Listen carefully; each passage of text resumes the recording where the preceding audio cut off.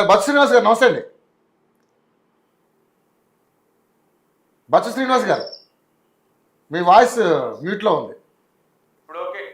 Okay Bachu Srinivas గారు, so మన ఎవరైతే సతీష్ మాదిగన్న గారి మాటలు మీరు విన్నారు. సరే నిజంగానే ఇప్పుడు జరుగుతున్నటువంటి రాజకీయ పరిణామాలను చూస్తున్నారు. కేటీఆర్ వ్యాఖ్యలు, అదేవిధంగా ముఖ్యమంత్రి రేవంత్ రెడ్డి గారి వ్యాఖ్యలు మనం అందరం కూడా చూస్తున్నాం. రేవంత్ రెడ్డి గారు మాట్లాడిన దానికి ఏంటంటే ఏదైతే కాళేశ్వరం విషయంలో విచారణకు అటెండ్ అయినటువంటి ప్రతి ఒక్కరు కూడా అన్ని నిరాధారమైనటువంటి ఆధారాలే అక్కడ మాట్లాడే వాంగ్మూలం ఇవ్వడం జరిగింది. సో తుమ్మల నాగేశ్వర గారు ఏదైతే నీటిపారుదల శాఖ మంత్రి ఆయన చెప్పినటువంటి అంశాలు ఏదైతే ఉన్నాయో అవి నేను మళ్ళీ త్వరలోనే విచారణ కమిషన్ ముందు అన్నీ బయట పెట్టబోతున్నాను. ఇవన్నీ కూడా కరెక్ట్గా ఎవరు కూడా ముగ్గురు కూడా కరెక్ట్ వాంగ్మూలం ఇవ్వలేదంటూ కూడా ఆయన ఒక బాంబు పేల్చడం జరిగింది. మరి ఇప్పుడు ఆయన ఏం చెప్తాడో, ఆయన దగ్గర పూర్తి ఆధారాలు ఉండడం బుక్ ఉందంట.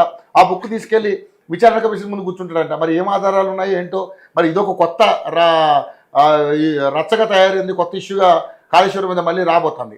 సో ఏంటి సార్ దీని మీద మీరేం మాట్లాడతారు? మొట్టమొదట యోయో వీక్షకులకు, మీకు అక్కడ ఉన్నటువంటి మిత్రులందరూ కూడా నమస్తే. ఇప్పుడు కమిషన్ వేసింది ఎవరండి? ప్రభుత్వం. కాంగ్రెస్ అధికారంలో ఉన్నటువంటి కాంగ్రెస్ పార్టీ ప్రభుత్వం ఒక కమిషన్ ఏర్పాటు చేసింది. వాళ్ళకు ఉన్నటువంటి అనుమానాలను నివృత్తి చేసుకోవడానికి ఒక రిటైర్డ్ జడ్జి నేతృత్వంలో పిసి ఘోష్ గారి ఆధ్వర్యంలో ఒక కమిటీని ఏర్పాటు చేసి కాలయాపన చేస్తూ 16 నెలలు చేసి. కమిటీ ఎందుకు వేస్తారు? కమిటీని ఎప్పుడు వేస్తారు? కమిటీ ఎందుకు వేస్తారు? ముఖ్యమంత్రికే అన్ని నిర్ణయాధికారాలు ఉండి ముఖ్యమంత్రి మంచి చెడు నిర్ణయించేది ఉంటే ఇంకా కమిటీ ఎందుకు? రిటైర్డ్ జడ్జి ఎందుకు?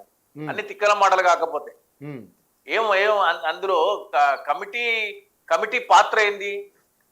అందులో జరిగిన అవకతవకలు నిజంగా అది ఎంతవరకు ప్రాజెక్ట్ వయబుల్, అది కావాలనే అది ప్రజా ఉపయోగకరంగానా లేకపోతే నిరుపయోగకరంగా ఉండేటట్టు కట్టినరా, లేకపోతే డబ్బుల కోసం కట్టినరా, ఎందుకోసం కట్టినరా అనేటువంటి ఆలోచన, వాస్తవాలని వెలికి తీయడం కోసం అనేటువంటిది ఒక కమిషన్ వేసిండ్రు. ఆ కమిషన్ కూడా ఇప్పటి వరకు 146 మందినేమో విచారణ చేసినట్టుంది. వాస్తవాలు త్వరలో కమిటీ ఆధ్వర్యంలో వెల్లడవుతుంది. ఇది కొంతవరకు సబబు. ఇంకా ఇప్పుడు ఎవరు మాట్లాడుతున్నారు? మీరు తుమ్మల నాగేశ్వరరావు గారు.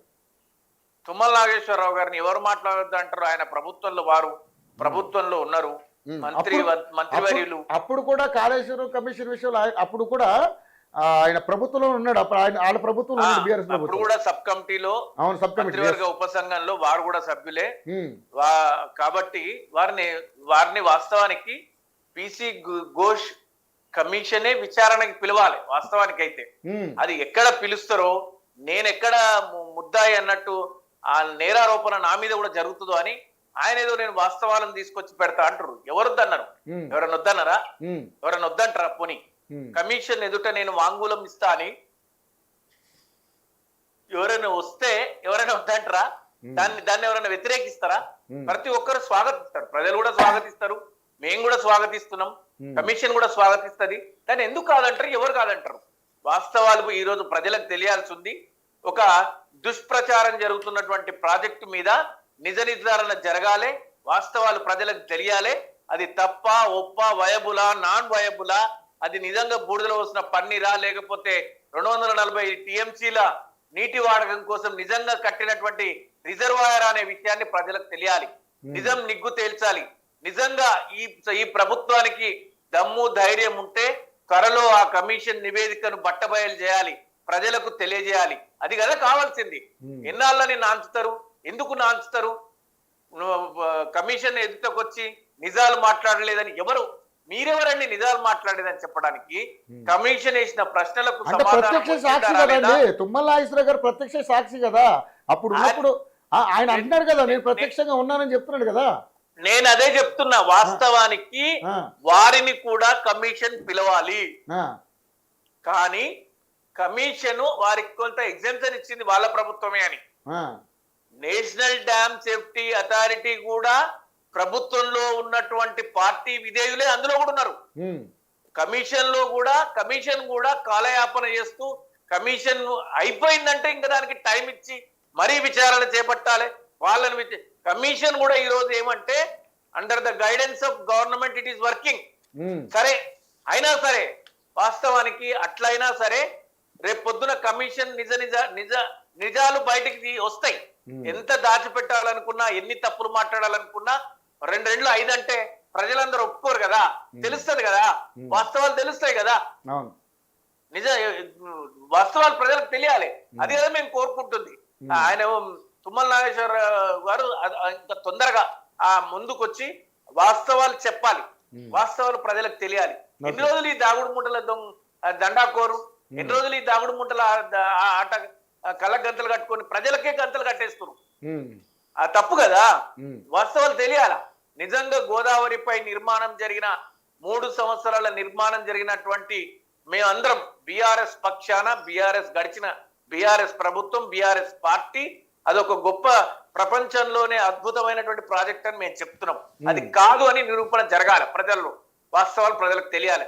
అప్పుడు ప్రజలు నిజంగా అవును మా సొమ్ము 90,000 కోట్ల రూపాయలకి వాస్తవం ఏమన్నా వాస్తవికత ఉందా లేదా అని తేల్చుకుంటారు. ఇది కమిషన్ కి సంబంధించి, ఘోష్ గారి కమిషన్ కి సంబంధించి, తుమ్మల నాగేశ్వరరావు గారికి సంబంధించి. ఇకపోతే ఏంటి ఇంకేమో లేవనెత్తింది మీరు? అదే కేసీఆర్, కేటీఆర్, కిషన్ రెడ్డి ముగ్గురు కూడా ఒకటే అన్న వాదన, ఆ వాదన మీరు సమర్థిస్తారు. ఎందుకంటే గతంలో కేసీఆర్ గారికి కోవర్ట్ ఎవరు ఉన్నారంటే కిషన్ రెడ్డి అనే మా వాదన చాలా సార్లు తెర మీదకి వచ్చింది. వాదనలు మస్తు వస్తాయండి రాజకీయాలలో. ఇగో అంటే అగో అంటారు, ఏముంది అది అన్ని మామూలే. ఏ మాత్రం ఇంత కూడా అవకాశం లేకుండా అలాంటి ఫేక్ మాటలు మాట్లాడుతున్నారు. ఇప్పుడు ముఖ్యమంత్రి గారు ఏమంటున్నారు, ఢిల్లీకి పోతే, సరే నేనైతే ఒప్పుకోను, ఆయన ఢిల్లీకి పోతే అవేంటివి ముఖ్యమంత్రికి అపాయింట్మెంట్ దొరకట్లేదు, రాహుల్ గాంధీ గారి అపాయింట్మెంట్ దొరకట్లేదు, పోయి వృధాగా నిలబడుతున్నారు, వెయిట్ ఉంటున్నారు, అందరు మాట్లాడినట్టయితే నేను మాట్లాడాను. ఆయన ఒక ముఖ్యమంత్రి, ఈ రాష్ట్ర ముఖ్యమంత్రి, కాంగ్రెస్ ప్రతినిధి, కాంగ్రెస్ మొదటి వ్యక్తి ఈ రాష్ట్రంలో, అధిష్టానానికి ఖచ్చితంగా అధిష్టానానికి అందుబాటులో ఉండే వ్యక్తి, అధిష్టానం వీరికి అందుబాటులో ఉంటది. దాన్ని కాదని మనం ఏదో నోరుంది కదా, మాటలు వస్తాయి కదా అని చెప్పి ఆయనకు అపాయింట్మెంట్ దొరకలే. మనం చూసినాం అపాయింట్మెంట్ దొరకలే. రాహుల్ గాంధీ గారికి అనేక విషయాల పట్ల అనేక జాతీయ సమస్యలు ఉంటాయి, అన్ని రాష్ట్రాల సమస్యలు ఉంటాయి. ఖర్గే గారు, రాహుల్ గాంధీ గారు, సోనియా గాంధీ గారు అందరి సమక్షంలో కలిసేటువంటి సందర్భం ఒకటి రావాలి. కాబట్టి అవసరమైతే ఆయనతో ఎక్కువ మాట్లాడే విషయాలు ఉంటే ఓ రోజు వెనక్కి అపాయింట్మెంట్ దొరకవచ్చు. దాన్ని మనం భూతద్దంలో పెట్టి అగో ముఖ్యమంత్రికి ఒక రోజు లేట్ అపాయింట్మెంట్ వచ్చింది, 2 నిమిషాలు మాట్లాడే వ్యక్తికి 2 గంటలు మాట్లాడే వ్యక్తికి ఒకే సమయం ఇవ్వడానికి వీలు కాదు. కాబట్టి ప్రతిదాన్ని నెగిటివ్ కోణంలో చూడడం అనేటువంటిది అయితే కరెక్ట్ కాదు. కాబట్టి ఈ కిషన్ రెడ్డి గారికి కిషన్ రెడ్డి గారు కాదండి, కేసీఆర్ గారు అనే వ్యక్తికి, బీఆర్ఎస్ అనేటువంటి పార్టీకి, తెలంగాణ కోసం పుట్టినటువంటి పార్టీ, తెలంగాణ ఏర్పాటు కోసం పుట్టిన పార్టీకి, ఆర్ఎస్ఎస్ నుంచి ఆర్ఎస్యు దాకా అన్ని వర్గాల ప్రజలతోని సత్సంబంధాలు ఉన్న పార్టీ ఏదైనా ఉంది తెలంగాణలో అంటే అది బీఆర్ఎస్ పార్టీనే. నిన్నటి టిఆర్ఎస్, నేటి బీఆర్ఎస్ పార్టీనే. ఆ రోజు మొన్న మేము అధికారంలో ఉన్నటువంటి 10 సంవత్సరాలు పార్టీనా లేకపోతే సెంట్రల్ పార్టీ? మాది జాతీయ పార్టీ. ప్రస్తుతానికి భారత రాష్ట్ర సమితి జాతీయ పార్టీగా కొనసాగుతున్న ఒక ప్రాంతానికే పరిమితమైన పార్టీ ప్రస్తుతానికి. దాంట్లో ఇంతకంటే పెద్దగా చెప్పే వ్యక్తులు ఉండరనుకుంటా నేను. జాతీయ స్థాయిలో పేరు పెట్టుకొని ఒక ప్రాంతానికే నేడు పరిమితమైనటువంటి ప్రాంతీయ పార్టీగా కొనసాగుతున్న ఒక జాతీయ పార్టీ. పక్కన ఉన్నటువంటి టీడీపీ అయినా, ఇక్కడ ఉన్నటువంటి బీఆర్ఎస్ అయినా రెండు సేమ్. అయితే మీకు ఇంకో విషయం ఏమంటే, మేము అధికారంలో ఉన్నప్పుడు జాతీయ ప్రభుత్వంలో కూడా బీజేపీ ప్రభుత్వం అధికారంలో ఉంది కాబట్టి ఈ రాష్ట్రం నుంచి ప్రతినిధులు అక్కడికి ఉండినటువంటి సందర్భం కావచ్చు. వయోరీత్యా చిన్నవాడు కాబట్టి కిషన్ రెడ్డి గారు, వయసులో కేసీఆర్ గారికి అంటే చిన్న కాబట్టి మాతో కలిసి ప్రయాణం చేసినటువంటి సందర్భం. ఈ రోజు మనం అంటున్నాం చోటాబాయి బడేబాయి, నేను రాష్ట్ర అభివృద్ధి కోసం బీఆర్ఎస్ కలిసి పనిచేయలే, నేను కలిసి పనిచేస్తా, ఈ రాష్ట్రానికి ఏమో తెస్తా, అసలు కిషన్ రెడ్డి గారు సహకరిస్తలేరు అని రేవంత్ రెడ్డి గారు అంటున్నారు. కాబట్టి బీఆర్ఎస్ బీజేపీ ఎప్పటికి కూడా సైద్ధాంతిక పరంగా గాని లేకపోతే ఇప్పటి వరకు ఏ విధంగా కూడా కలిసి పనిచేయలేదు.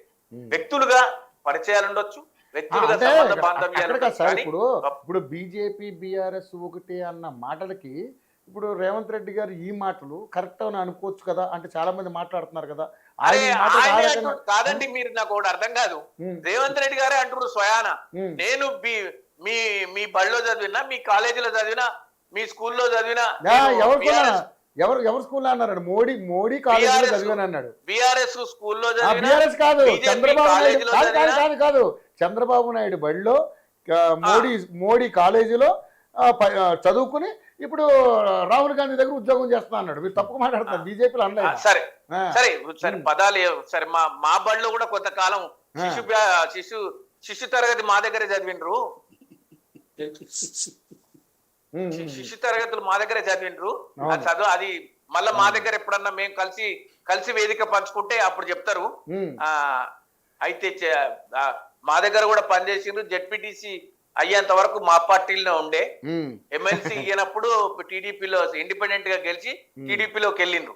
సరే అయితే ఇప్పుడు వారే అంటుండ్రు స్వయాన ముఖ్యమంత్రి గారు ఏమంటుండ్రంటే బీజేపీతోనే కలిసి పనిచేస్తా. నిన్న ఇక్కడ వార్తలు విన్న నేను ప్రధానమంత్రి గారి అపాయింట్మెంట్ అన్న దొరుకుతుందంట కానీ రాహుల్ గాంధీ గారి అపాయింట్మెంట్ దొరుకుతలేదంట.